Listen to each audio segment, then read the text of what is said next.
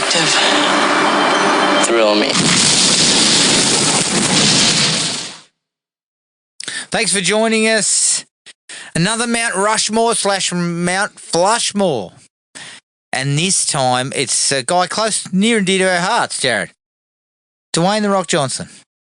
We've talked about some of his work over. This is kind of like bringing all the mud and shit we've thrown at him into like a package of 40 minutes. I mean, we've also been nice to the We have been nice to the guy. I mean, just over your shoulder there, Adam, is a fucking action figure of Fanny Pack Rock. Yeah, but only because it's fucking amusing. Fair to say I'm still a supporter of the guy in a lot of ways. I prefer the Kevin Hart version. And I also have a Black Adam action figure floating around. Oh, right. Talk about getting out of the blocks early and then fucking regretting that choice. It's a bit like when you had all the Freddy Krueger ones. I never regret that. I think Freddy with the fucking power glove on, never regret that. If I saw that, I'd fucking throw it out the window. All right, so Mount Rushmore. Mount Rushmore. 4 best films for Dwayne "The Rock" Johnson. Would you like to kick us off, Jared? Yeah, I'll kick us off with, I think, it's probably, to be honest, it's probably the easiest choice of the lot, but it's nowhere in the wheelhouse of what we would normally be talking about him for in terms of genre. It's Moana. Moana. The first one, like the first animated one, not the one that's currently tanking in cinemas. Sorry, Dwayne. I can't help but pile a bit of extra shit. I know. We've been so nice to him. We immediately kick off with some shit. Yeah, I had Moana on there. It's a good fun animated film. You know, it's Pixar. Yeah. I mean, fuck, you couldn't go wrong. Yeah. And he genuinely is a big reason why, you know, if you go to a Disney park now, you'll see fucking Maui walking around. Like, there's a genuine affection for the character, which I think is a lot to do with his voice acting performance in this one. Yes. He fits that character. He does. It looks great. Yeah. And it's one of these cases where it's, you know, what is your Mount Rushmore representing? Is it what you think are the most important things in this guy's career, or is it your personal favourites? I think it probably lands on both of them. Yeah. So, yeah, that's a little bit out of left field for an action and slasher movie podcast. No, but look, we've got to be serious about we can't cut things like animated or voice work. No. Like Mount Rushmore is whatever for me. I feel here are his best movies. Yeah, and this is one of his best movies. If you asked me, pound for pound, quality, you know, well written, whatever, it would probably still land in his 4 best movies pretty easily. Yes, agreed. All right, I'm going to go with Pain and Gain. Mm-hmm. Similar to the way I felt about Michael Bay in the previous episode, this works for The Rock. Yeah. Bay gets plenty out of him. Yep.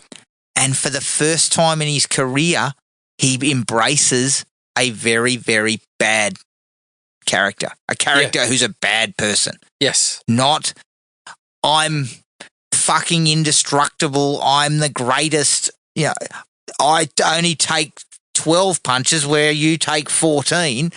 You know, like none of that shit is on display here.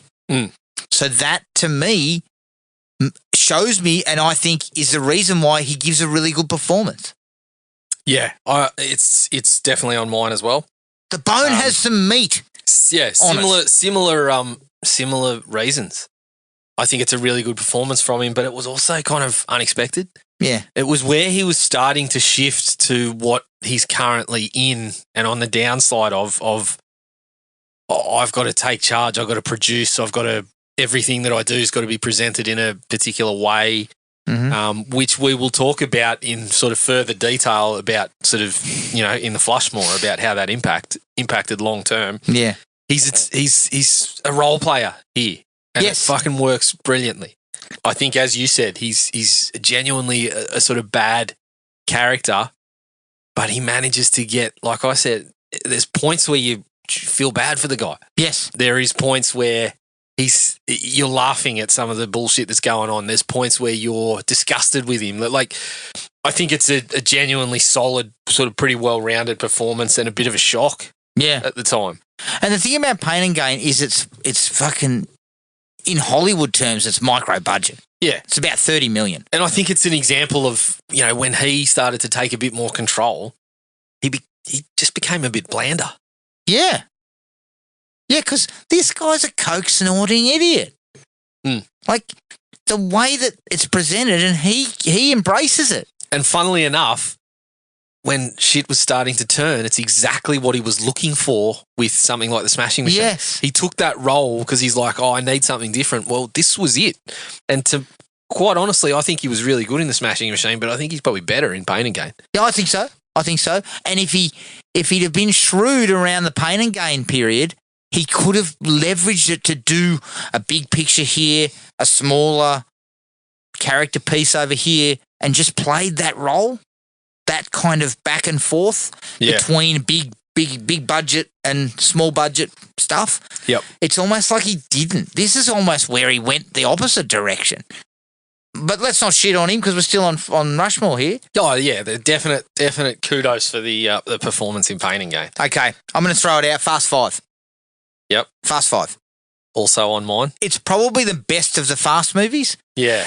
And it's an ensemble piece, so he's not fucking clogging up the screen, as I like to say. I mean, if it was a Rushmore of his performances, it's probably not on there because he's a piece of a larger puzzle. Mm-hmm. But in terms of Rushmore for his best movies, I think it's easy, right up there. Easy. He doesn't dominate the screen. It's good fun. Yeah. And as I think I said to you when I watched it, it's the smaller players that get a lot more of the love from me in Fast Five. It's the Tyreses, it's the fucking Ludacruses, it's the guy I can't remember the Asian American guy. Yeah, who died. He comes back. Yes, those guys get some. You get mileage out of them. Yeah, and it works well with that because those guys are almost like a little bit of comedian, like a bit of comic stuff in the background that works with the action stuff. Yeah, but no surprise, The Rock takes a role that's not king shit in the movie. He's actually the fucking. He's almost like the villain. Well, for a stretch, yeah. He's trying to sort of stop what they're doing. Obviously, things happen around that change as the movie and the series go on a bit, but at that particular time, he's against what they're trying to do. But also the heist stuff is really well executed. Yeah. It's a cool idea. It works well. I like what they do with Fast Five. Yeah, definitely. What's the last one on your Rushmore? Well, I think I'll let you go first on this one because we've got the three there that are sort of shared. Similar, yes. You feel like this is a left field. I think the last one's probably going to be different. Okay. I've got an idea of what you may have because I was sort of tossing up between a couple and I've gone for one that's probably not on anybody's Mount Rushmore. Okay. Yeah. I went for Jumanji, Welcome to the Jungle. Yeah. So this was the one that I was jostling with the other selection. Because it's good fun again. It's another one where he's in an ensemble cast. Yep. He's not carrying the full piece. There are seasoned comedic actors around him, and he fits well with those guys. Yeah. Funny. It's funny, but it's just really entertaining. And I think I think he lost sight of that. Yeah. And he gets to be a little silly. Yeah. And awkward and... Yeah, and I think it works. Again, there are just these flashes. In his Rushmore, there are flashes of that guy who perhaps the range is bigger than we think. Jumanji's the intersection where it was still... He would allow himself to do a little bit of that stuff, but he was becoming the biggest fucking movie star going. Mm. It's kind of the intersection of the good parts of that. Where he lets himself have a bit of fucking back and forth with Kevin Hart and allows himself to look a little bit silly at times. And so this was definitely in the mix for me. It was at the foot of Rushmore for you, but it wasn't on the Rushmore. Well, it was. I bumped it Bumped it I late. just kind of kept going back and forth with this other. And to be honest, there's probably part of me that still thinks Jumanji's a better movie. Yeah, okay. So, yeah. But what's your one? I'm intrigued. Well, I went for the Jungle Cruise. The Jungle Cruise. Yeah. I haven't seen Jungle Cruise. Well, I recall it being received sort of middling to positive at the time, and I think that's probably fair. And I don't think it's a great movie by any stretch, and I know we're going to have a conversation about, where his Rushmore sort of lands overall, but there was a bit of a sort of, it was definitely, it was like Disney trying to redo Pirates of the Caribbean. Yeah. Obviously, there's the natural sort of parallels with them trying to take a ride and turn it into a movie franchise. And the script, there's a lot of similar things. But there was a bit of a Mummy kind of type adventure feel to it that I lean towards when those movies are done well. Yeah. I thought he was pretty strong in it. I thought overall it was quite an enjoyable movie. And I think maybe I'm putting it in there because there's part of me that sort of wishes he would try that kind of thing again. Mm-hmm. So, yeah, I jostled with it. Maybe I chucked it in there as a bit of a discussion point because I know, like I said, there's part of me that probably thinks Jumanji's a better film, but it's in a similar vein. It's an enjoyable actioner.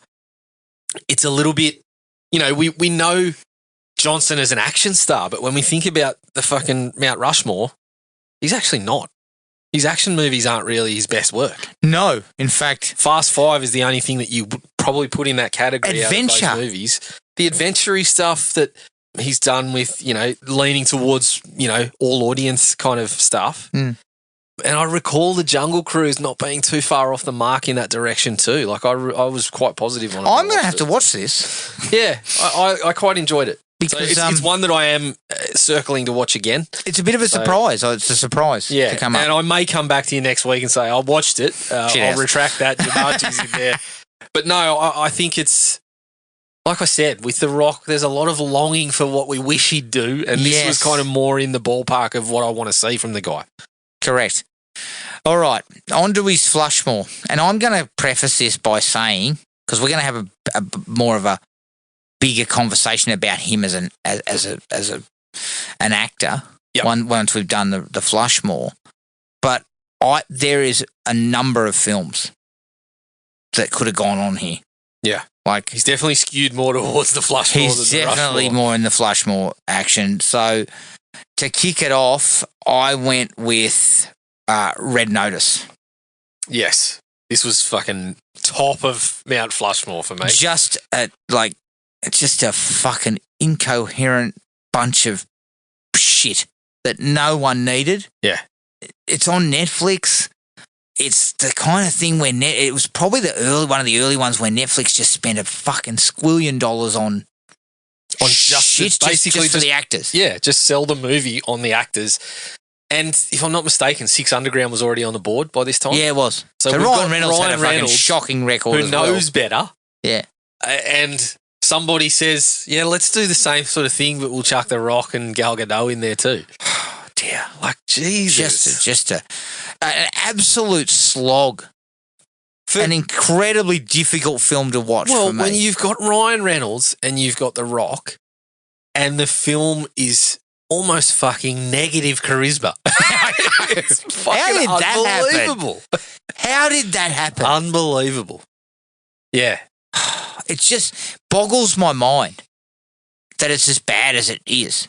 It should be at least middling. It wouldn't be on, it doesn't have to be on Rushmore, but just a middle ground kind of standard movie, but it's trash. Yeah. It's trash. I kind of watch it and I'm just like, how can you not get a 3-star, even a 2.5-star movie out of this? Because it was, it's one of those films that I hear mention of the name and I'm like, old mate getting told you can't have 6-minute abs. Yeah. Or, mate, what if someone comes up with 6-minute abs? I start twitching. No. I can't do it in 6 minutes. Yeah, the mere mention of the movie, just I'd almost break out in hives or something. It's Yeah, my testicles kind of go back up into my belly like when someone mentions fucking Red Notice. yeah.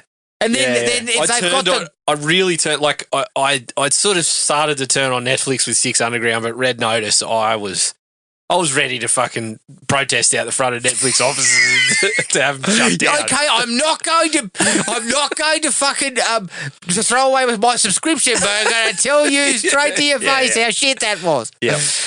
Well, let's just say that him and the term red do not go well, because the next one on fucking Flushmore is Red 1. Red 1, yeah. Which let's take the same fucking boring, bland shit and use it in another streaming service. Yeah, Have it at another streaming service. And this is one where we know that he had a huge part in everything that went on. Yes. He was producing and he had his family producing. This is where we had him rocking up 8 hours late with a bottle of piss in hand. Yeah, with a bottle of yellow water in hand. Yeah, it's just vitamin water, It's guys. just a yellow Voss that they've just released.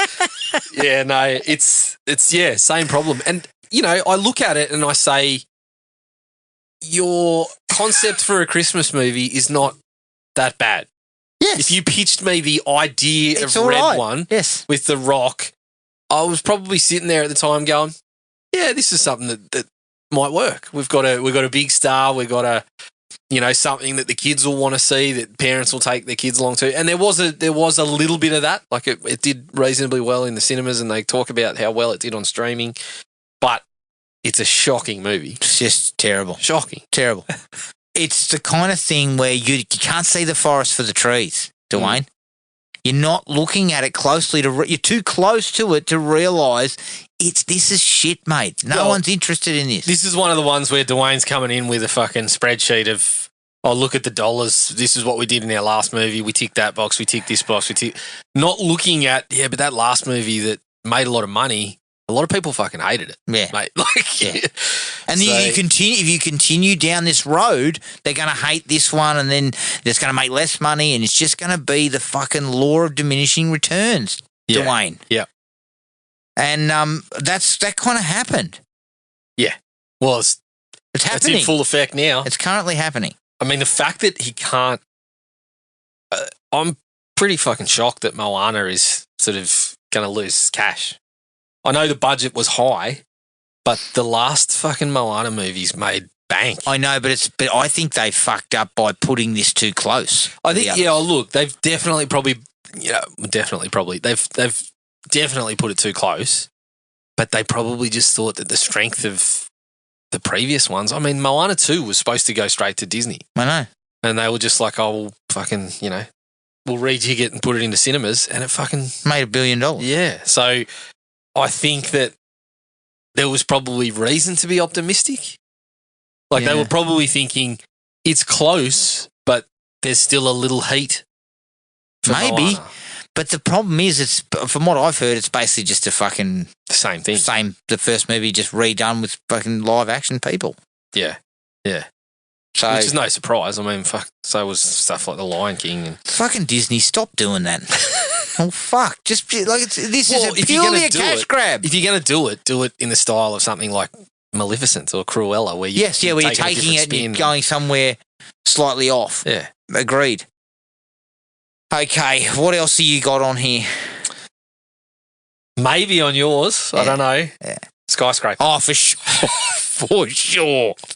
For sure. Yeah. This is where I started to get sick of the sight. I would have thrown him off a skyscraper at this point. But remember, we were still excited in the lead up. They were making those posters and stuff that were the Towering Inferno, Die Hard, and I was like, all right, are you saying you're going to take some nods and have a crack at that?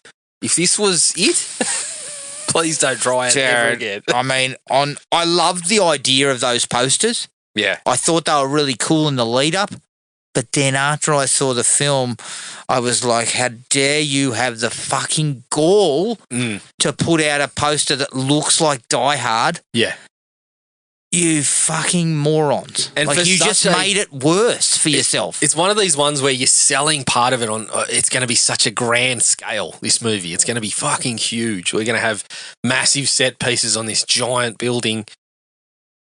And to have that and then come out of that movie and be able to tell you nothing about it tells you how fucking disposable The only thing you I can made remember is he jumped with one Leaping leg. out. He managed to leap The- fucking 50 metres. That's the across. only thing I can remember of the entire movie. The only sequence that I really can remember about the entire movie was that him jumping, which was in the trailer. There and was stuff. The rest of the no movie just tension. There was totally no disposable. like. This is the kind of shit that has built-in tension. Yeah. And at the time, you're like, you're going to put this out when you're now competing in the action realm with something like John Wick.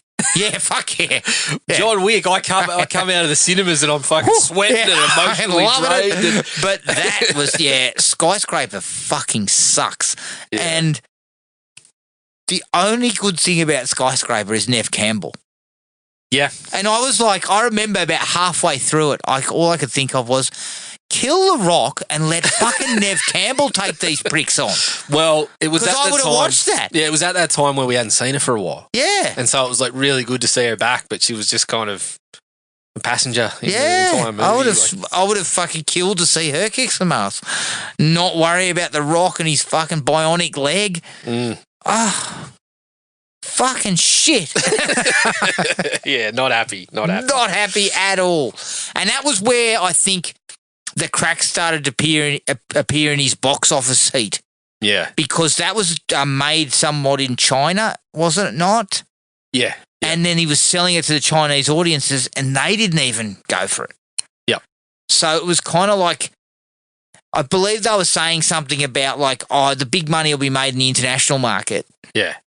but it still didn't make that much money. Nah, So it was nobody kinda wanted to see this. Dwayne. I mean, it was roundly met with a worldwide. I would like to front Dwayne and say, have you watched this? Yeah. Have you I'd pay watched money this? to see you waddle away with a fucking bionic leg stuffed up your ass.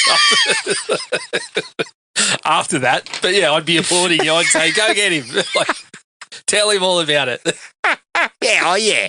I'd be hauled off by security and probably have a fucking, a Yeti-sized bottle of piss thrown over me. Yeah. You know, I think this was the start too of how he's got this habit of, he compounds the problem by, well, he does, because he's got such a strong social media presence now, and he compounds the problem. I recall it happening like strongly with stuff like Black Adam, where, all the buzz comes out about, oh, the reviews are shit, the movie's not making as much money, and he'll trump it on his social media. Thank you for the fucking rave cinema scores. We know that you love this and all this sort of, like, he'll compound it by willfully ignoring all the buzz about this being a shit movie. But then we know that you've started to understand that they were shit movies, Dwayne, because you went for something like The Smashing Machine. Yes. So it comes across as really fucking, it tarnishes that image of that he's cultivated. It comes across of as the good fucking guy. tone deaf too. Yeah. Like, it's just,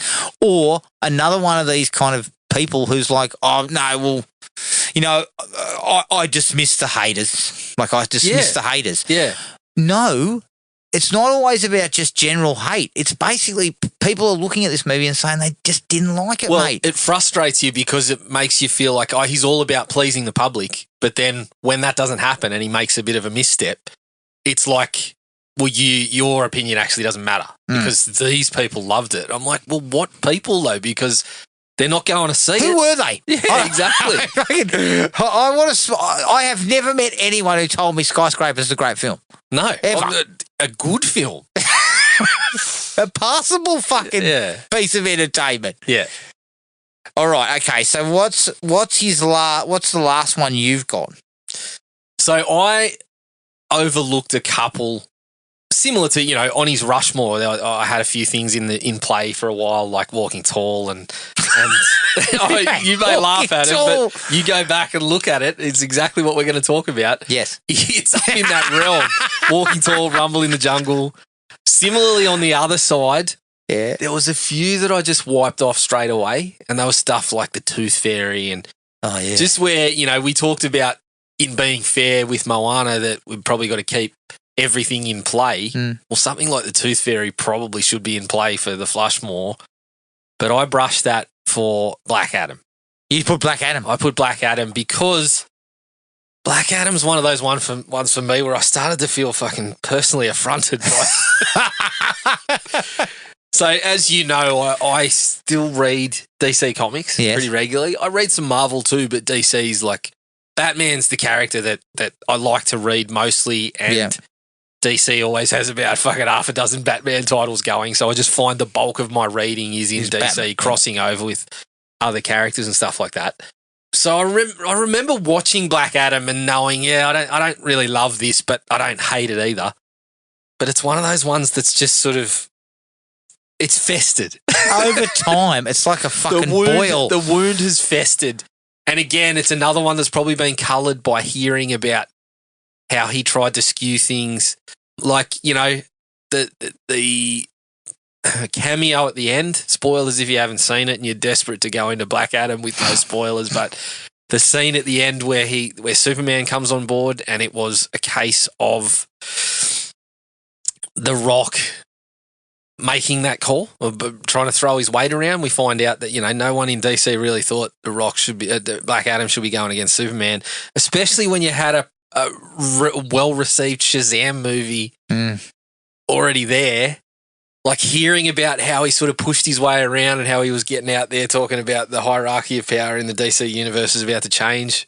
You did do that, Dwayne. You fucking tanked the whole thing. Yeah, like they quickly moved on from your shit. Yeah, and so I can't not look at it now with like this real negative spin on things and this negative vibe.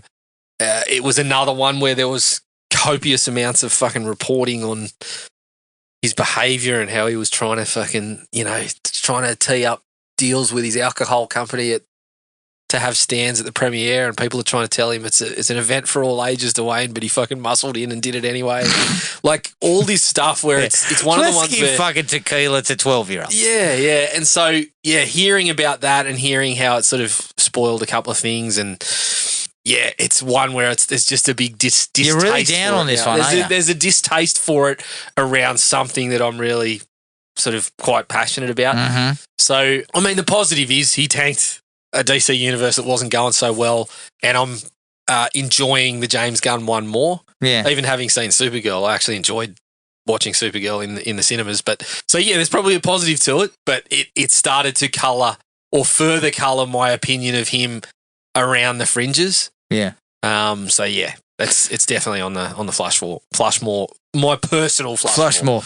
I have not seen Black Adam, so I could not put it in. Cover. Maybe we need to do a double pack of Jungle Cruise and Black Adam. The revisiting. Well, at least Jungle Cruise sounds all right. Yeah. Full disclosure, I could have had Rampage in here. I could have had fucking umpteen films as my fourth on Flushmore. I could have found, I reckon there's 10 more movies I could have picked from. Those fucking 2 crime movies that he's got, which we think are the same. Driving Faster. That's it. Which one was Billy Bob in again? He was in Faster, I think. Fuck, I don't know. I couldn't tell you. I can't tell you. Okay. Neither can Billy Bob, I'd reckon. I had Baywatch. Yeah. Apart from a guy getting his... You knew what I was laughing at already. Guy getting his nutsack squeezed in one of those fold-out chairs, which I thought was fucking hilarity. I don't know why, but I fucking laughed for like 10 minutes. Yes. Every time that guy came on screen, I was like, fuck that guy. But the rest of it is just fucking crap. It's not funny. I mean, Zac Efron's a fucking charismatic guy, and you turned him into a whining idiot throughout the whole movie. Like, the fucking movie, there is absolutely no reason for that movie to exist. Like, it's just something that Dwayne Johnson should have just been saying, no, thank you. Yeah. Not interested. You're the biggest movie star in the fucking world, and this comes across your Maybe desk. he read that scene and thought, this is going to be the funniest movie I've ever seen. Here, we'll give you some sides. Just this bit here that you're not in, where a guy gets his balls squeezed in a fucking thing. Yeah, for such great. a bad Sounds movie. like a great movie. For such a bad movie, I've rarely laughed as much as I Correct. as I did at that scene. Correct. But the movie itself as a whole is just shite. Yeah. Shite. So that's rounds me out Flushmore. Yeah. Okay, so let's quickly double back because we got to talk some more just about Dwayne's pure filmography. My Rushmore for Dwayne was Pain and Gain, Moana, Fast Five, Jumanji, Welcome to the Jungle. Yep, and mine was the same, but switch out Jumanji for the Jungle Cruise for the time being. My Flushmore for Dwayne was Red One, Red Notice, Skyscraper, and Baywatch. Yep, and same again, switching Baywatch out for Black Adam. Black Adam. Right. I'm going to say this. Dwayne Johnson's probably got one of the weakest Rushmores out there. Yep. I would say. There is not one fucking classic movie on there. And if I had to give you an example, let me give you an example. Dwayne "The Rock" Johnson, we just gave his Rushmore. Let's say I took Bruce Willis. On that Rushmore, you're going to say Die Hard, Pulp Fiction, Unbreakable, Looper. Let's say I went with those four. Yeah. 3 of those, I genuinely believe, 3 of them are fucking classics and 1 is very, very good. Yeah. Well, it'd be hard to mount an argument that there's anything under like a 4-star movie on there. Fuck. And that's not his full resume. No. But that's pretty fucking impressive. Yep. Arnie's got Terminator, Predator. Terminator 2. Yeah, fuck. Terminator 2. True Lies. So if we're putting apples and apples, which are action heroes, yep, this is an extremely weak Rushmore. Even Sly. And you said he's not really an action guy, but he kind of is. Yeah. But all of his action stuff is middle tier or fucking Flushmore. Yeah, pretty much. That's where we've ended up. Which is so funny, given that you're a guy that strolls in and says, here's the point system and how I'm not going to end up on my back in a fight scene because I'm king shit action star. What? Keanu Reeves has got one franchise and all 4 of those movies are better than any action movie you've made. Correct.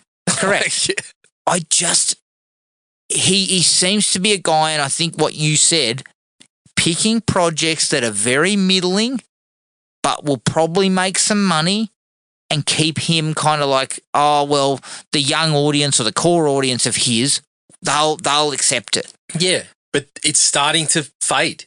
Yes. The money's not there anymore. And so, you know, we were talking about the little clip from another podcast the other day that was like, is Dwayne cooked? Is he finished? And I kind of said to you, like, I recall us having this talk before Black Adam came out. Yes. Remember us having a discussion where we framed it as this might be his last shot because he's getting his fingers too much in the pie and making bad choices. Yes. And so now that, I mean, fuck, not even your biggest, like Moana was your safe bet. That's not a safe bet anymore. No. That's going to lose hundreds of millions of dollars. Yeah. The Smashing Machine, which I kind of applaud as a choice and think do more of that, it fucking didn't work financially. Like, there's talk now that he's going to go back to WWE because the movies are just not working at the moment.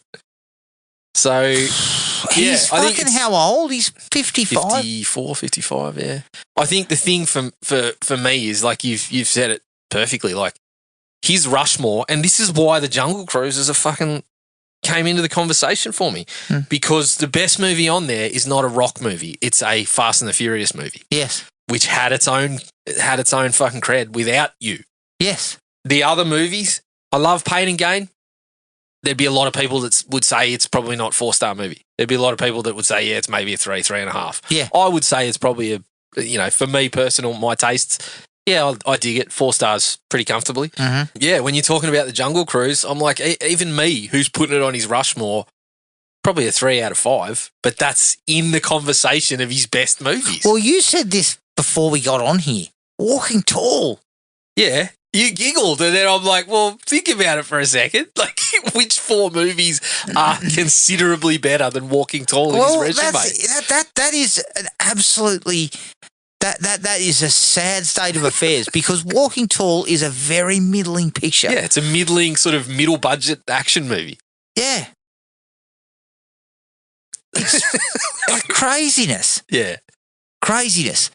Where do you think, like, when I was looking around a bit, I got ChatGPT and said, give me a ranking of The Rock's movies, top to bottom, based on all the shit that you can find. I thought ChatGPT is the place to go because it'll fucking look at IMDb, it'll look at fucking Letterboxd, it'll look at.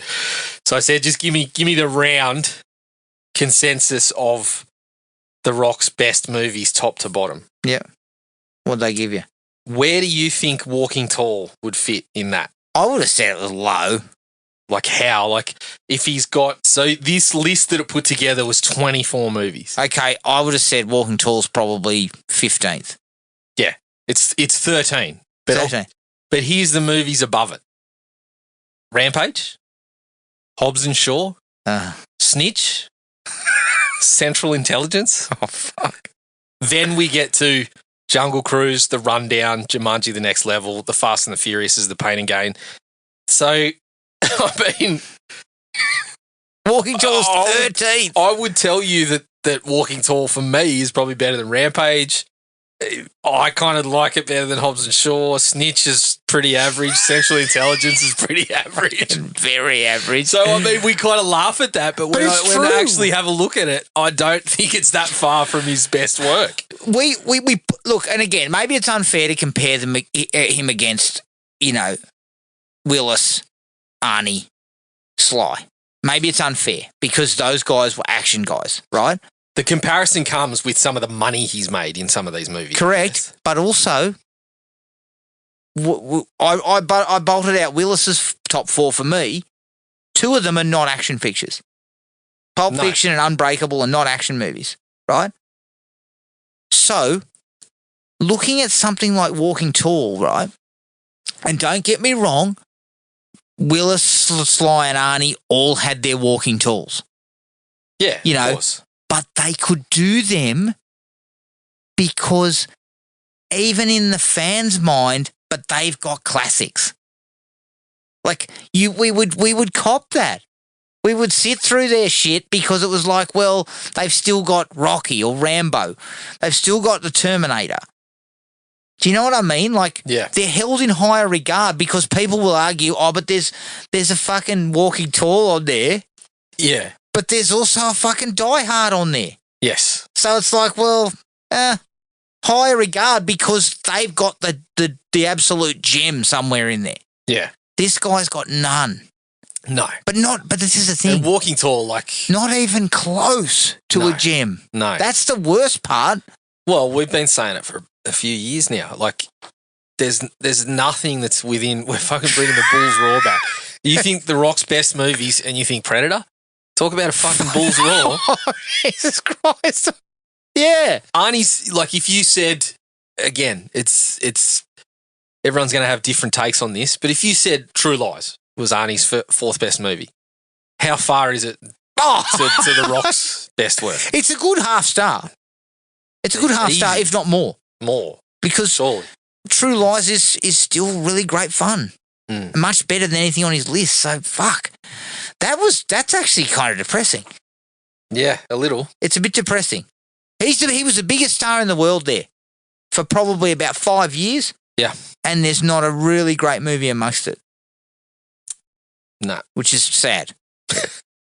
Sorry, Dwayne.